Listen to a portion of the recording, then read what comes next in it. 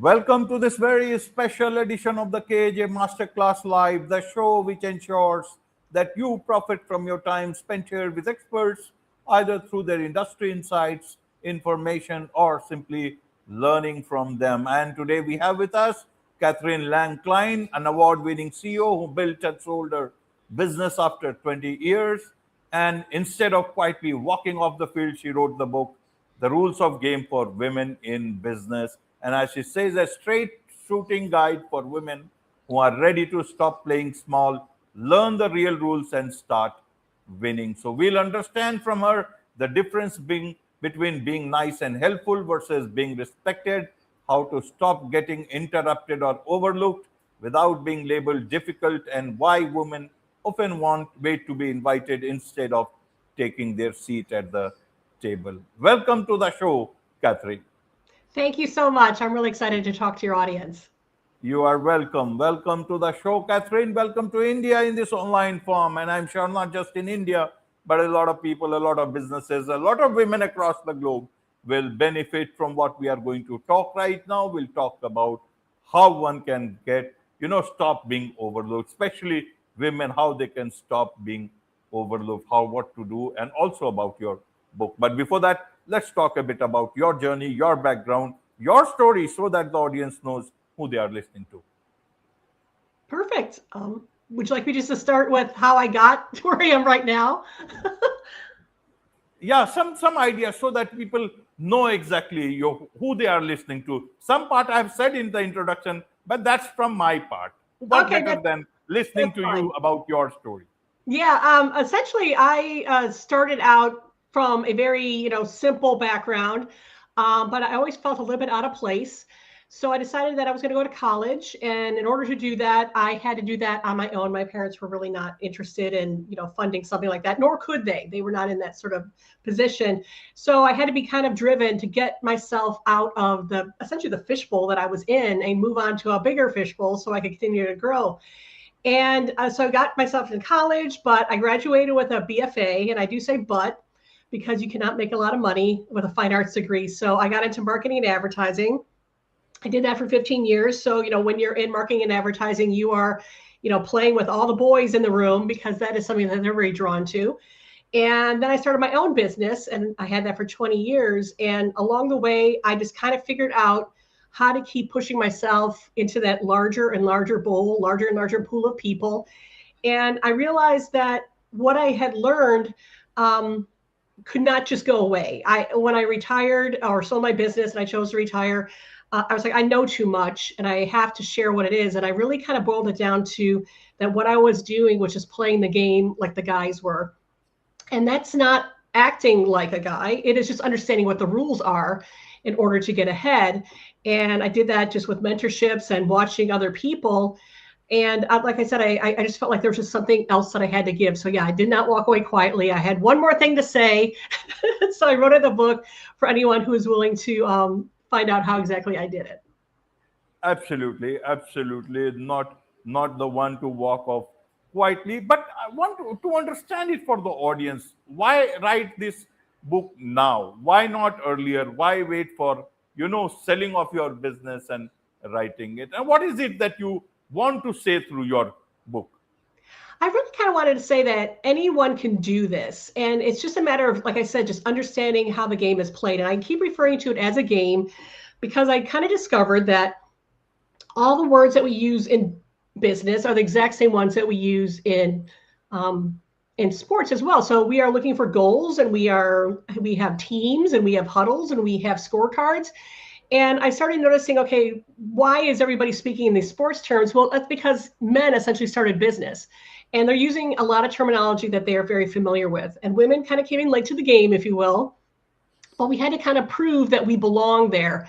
And that's not so much dressing like them. It's not so much, acting like them, but it's just really understanding that if you show up to a football game, you don't come with a bat. It's having the right understanding of how things are, how teamwork works, how the goals happen, how to be a good team member versus just thinking that you have to always be in like a servant role, if you will.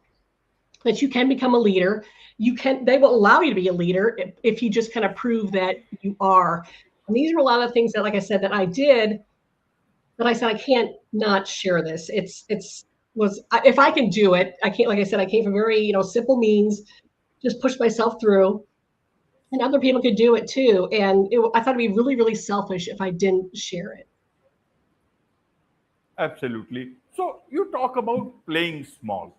What does this playing small mean? People behave or want to be, want to come across the way they are. Even men, they play introverted, extroverted. Some Mm-hmm. many men also play, yes men, and say yes to people pleasing and all that stuff. Right.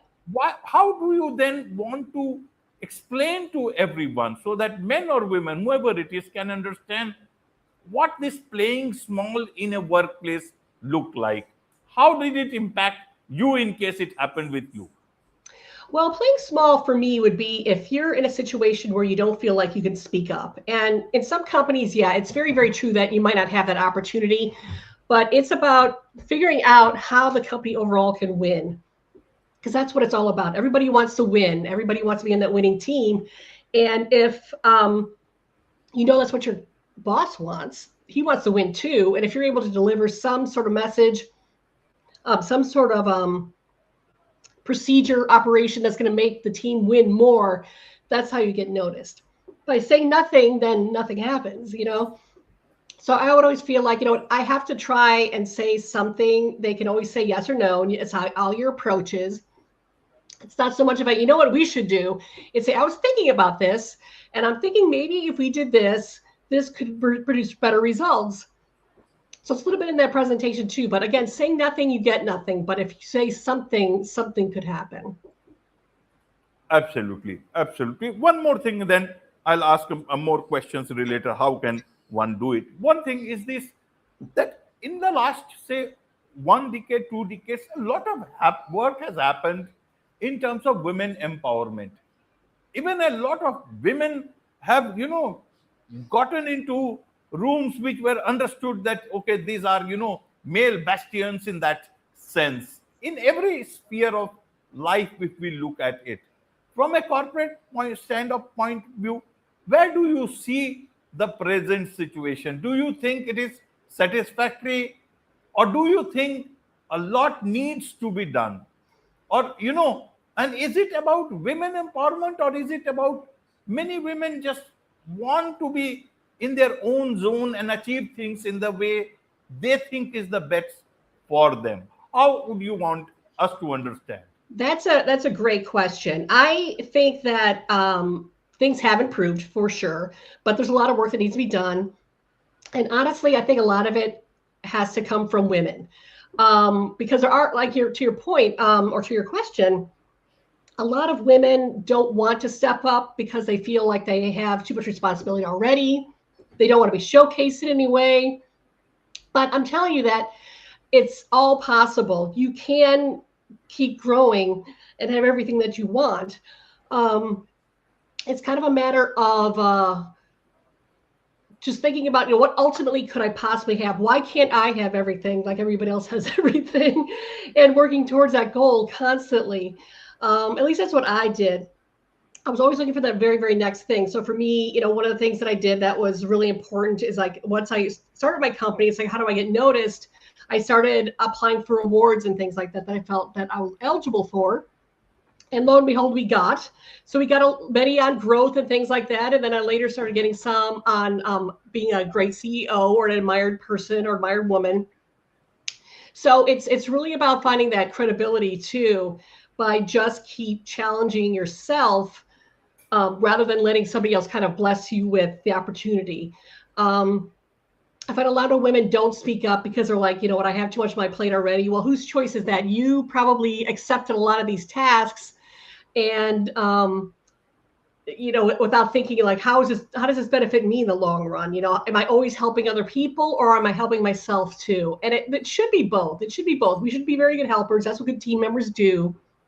But team members always the good ones want to keep improving. They want to have better, stats, if you will, and be seen as the superstar and the person that is always relied upon.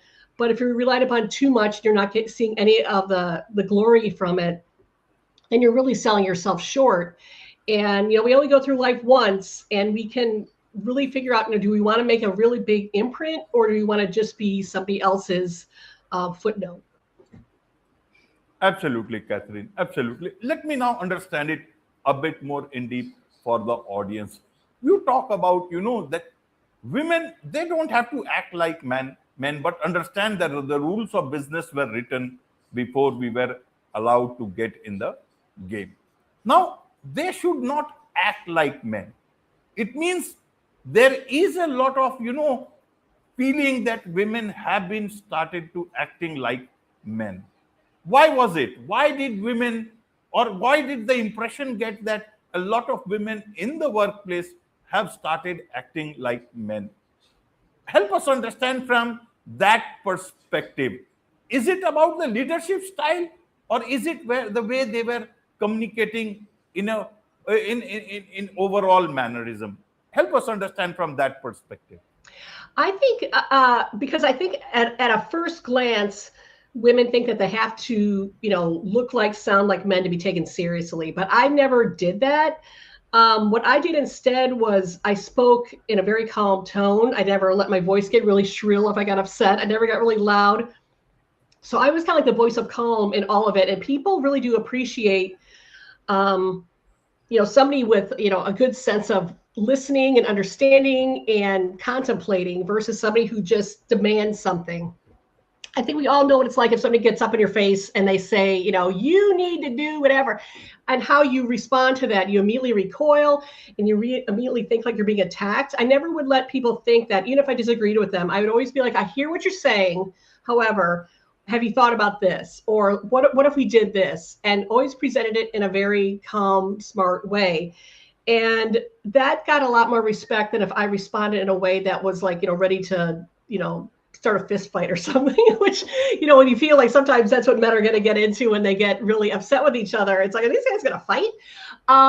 So it's just about always kind of being that voice of reason. And we had that within us because when we think about women overall as mothers, who would we always go to when there was a problem? You'd always go to mom because she was always calm, could fix the problem.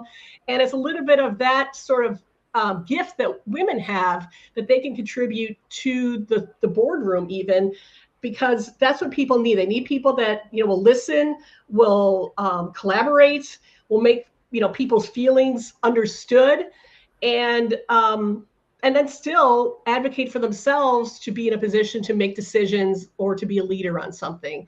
I found that, having been in a group of men on a board, if you just respected everybody in the room, and just kind of understand where they're coming from, even if it was, somebody being completely, super macho in the room, you were just kind of like, what, I hear what you're saying.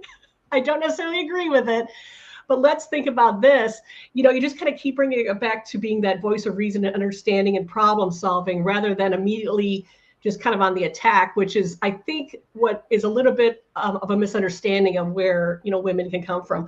I have found out that if I am a good contributor, a good team member, speaking again in sports terms, a good team member, I was very welcome in a lot of situations. I was invited to a lot of tables because they said, Catherine is a voice of reason. She is a good strategist. She's a good team player, rather than somebody who would kind of come in and just want to shake up the room and look strong, but really you were creating enemies in that regard, because people would get really turned off by that sort of personality. Even if you're getting that first, even if they're doing that first, just don't allow it. Just say, okay, listen, here, let's just calm down. Let's, talk about this civilly or whatever. But yeah, it's always making, thinking about how can this group win? How can everybody be heard? How can we all collaborate? And kind of being a little bit of that referee in situations like that, I found to be way more not only advantageous, but helps propel me farther. Absolutely. Let me understand this thing for the audience. when you talk about women, talented women, merit, uh, lot of merit based, selections or whatever it is, women getting overlooked. Hmm. Is it then a problem with the human resource department, HR department, or is it an issue with women who are not speaking enough? How I would you want that to be understood? And in HR, also a lot of women traditionally are there, at least some percentage are there in normal, HR departments. If you see, how would you want us to understand from that? Like, is it that in the last several decades, HRs have failed? They have not kept up to the mark. It is their job to keep there are better, candidates for a particular role, and that they don't have to shout, and that they should be given the right place at the table.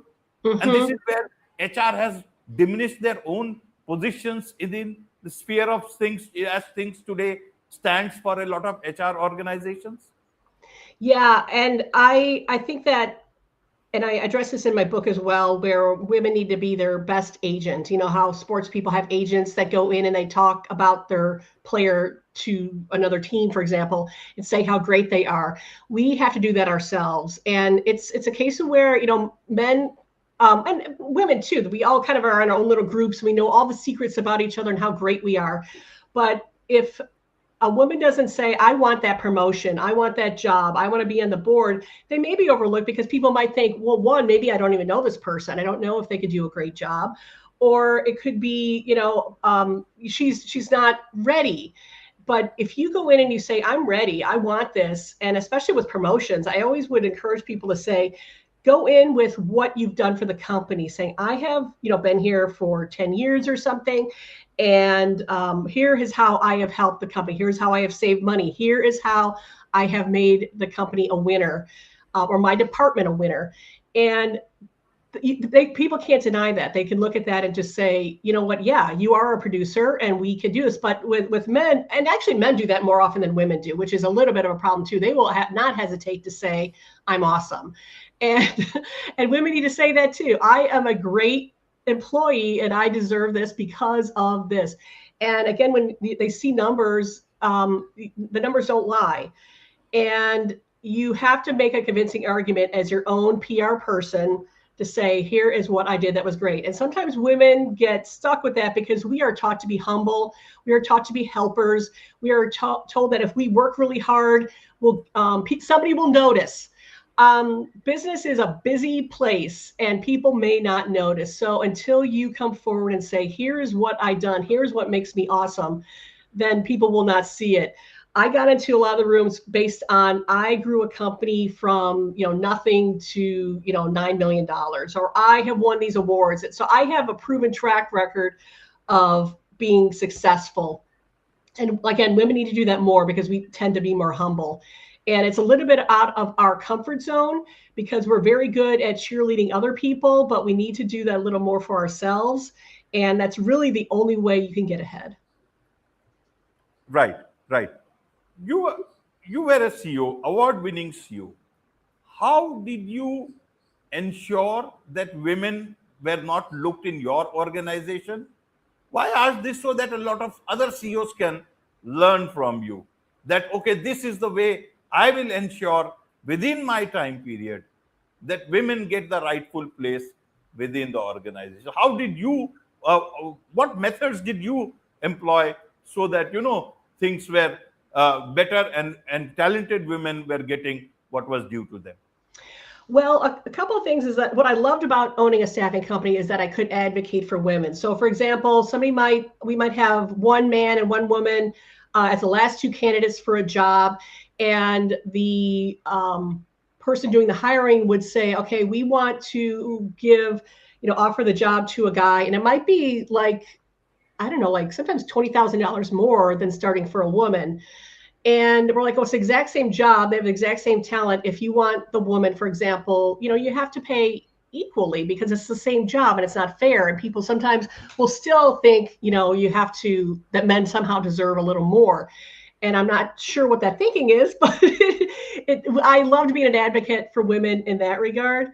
But I, just for my own practice and my own business, some of the first people we hired were stay-at-home moms. And that they did come into the office, but they came in at 10 after they got their kids to school. And then they left a little early so they could get their kids out of school. But for like 4 or 5 hours, they were some of the hardest working employees we ever had. And they were all very talented. They just had stepped away from their career. They still wanted to be involved somehow. And we were able to provide them with, money and opportunity. And once their kids were, in a position where they didn't have to watch them all the time, they could get right back into the workforce. So yeah, I am a definite advocate for women, because honestly, you can throw just about anything at them and they will get it done. That is just how women are wired, and they are problem solvers. They will figure things out. And I would let them just kind of run free with whatever ideas they kind of would come up with. Just present anything to me. I don't want anyone to be quiet. Let's try different things. And they did amazing work for me in just those few hours every day. So yeah, we can do our best by, if women are coming into a job, for example, if men realize, we have to pay her the same as a guy. We have to, promote her when she does the right thing, just like you would for a man. It happens sometimes where if a woman comes in at a lower salary, for example, hers will always be a little bit behind men. And in many cases, women the gap gets bigger and bigger and bigger.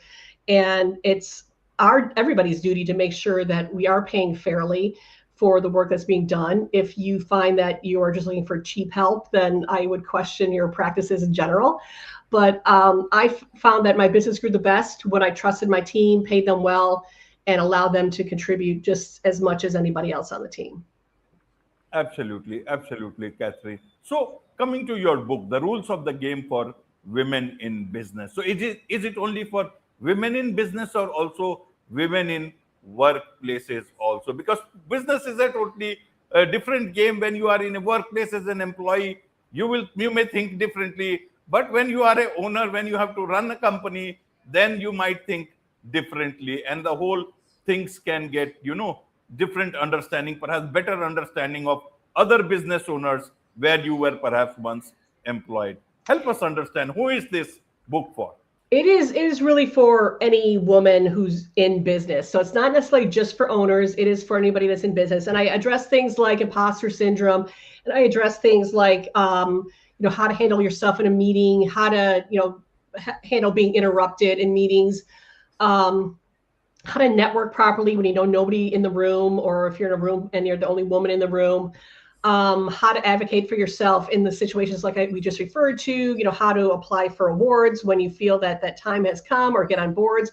So it is, everything that I learned along the way to feel necessary, to feel like I was an influencer in my community, how I got in the room, how I shook the hands, how I got the awards, how I got on the board, and just having that confidence that is needed to just kind of get what you want, and how to keep growing. And also too, what I think is an important caveat for women too, is the more you grow, the more you can help others. So if your your deep down desires, well, I just want to help others, I don't know if I want to be rich and famous, if you will. It's like, well, the more you have, the more you can help too. So we were able to do a lot within our community as well, because we were profitable, because we had the power to do so. We had a voice in the room. So a lot of this is really important, not just for your own ego, but just to grow your community, or your family, whoever is important to you and is around you. It's important to just be that fire in the room.